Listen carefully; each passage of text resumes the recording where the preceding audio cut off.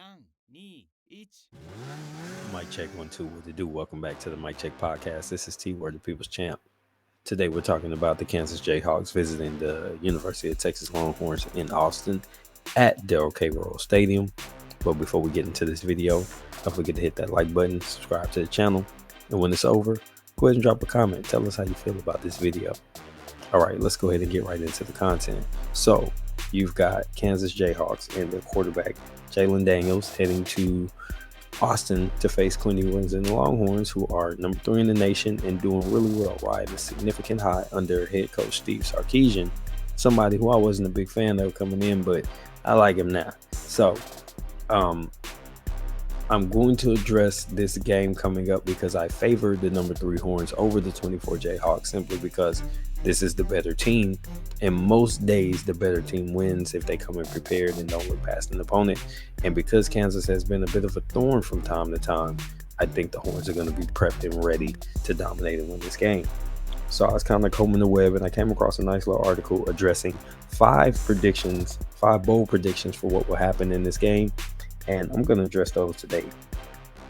So first up, Quinton Lilley is on a 228 pass streak where he hasn't thrown an interception, and they expect this to continue. Now, like the kicker jinx, I think that they just threw a monkey wrench in the plan, and probably his second or third pass is going to be an interception. I think he'll throw a pick by the end of the first quarter just because they put it in the air. But I'll be surprised if the streak continues this week, even though Kansas doesn't really have a defense to make him pay. Next up, Ja'Tavion Sanders, the tight end, goes for 80 yards. They predict this because in games against lesser opponents, he came up with about 40-something yards.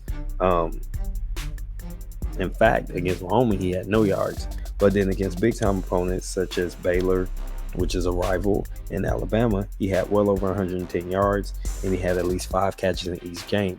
So they're saying against Kansas, he's going to probably get 5 catches and get over that 80 yards, and he may even come up with a touchdown. Now, what I really like to see, because in the first game I had significant concerns about this, is the run game.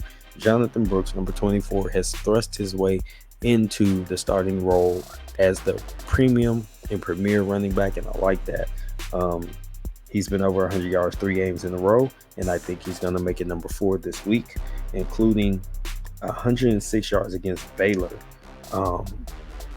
which is really good. He kept the offense balanced by just moving the chains, just getting it going, and he is a load. Texas will force 2 turnovers. This is another bold prediction they made. 2 turnovers is lofty because here's what they've done over the course of the season. So there's 1 against Wyoming, 1 against Baylor, 2 against Alabama, and 3 against Rice. So in week 1 they did 3, and then Bama they did 2, and then it's been 1 each week. So it's been a downward trend since the opening game. And now they're saying it's going to be at least 2. I think they'll come up with an interception or a forced fumble, but I don't know that both occurrences will happen. All right, and finally, they are expecting Kansas to match or beat the season high for points allowed for Texas. So right now the season high is 24. That happened against Alabama, and they're expecting that Jalon Daniels and his offense are going to do that. I'm taking the under. I think they're going to shut this offense out and shut them down, and this should be a one-sided football game at home for Texas, and they're going to light up the tower on Saturday night. This game is to kick off at 2:30 Central Time, so I will be tuning in. I hope you guys will as well. So all my Longhorn fans out there, what do you think about this game? What are your bold predictions? The only one I have is going to be the 100 yards for Brooks. I think that's going to happen, and my number 2 will be Ja'Tavion Sanders getting over 80 yards because I don't think Kansas has anybody that can stop him. So this has been T for the Mic Check podcast. Until the next time, I'm out. Peace.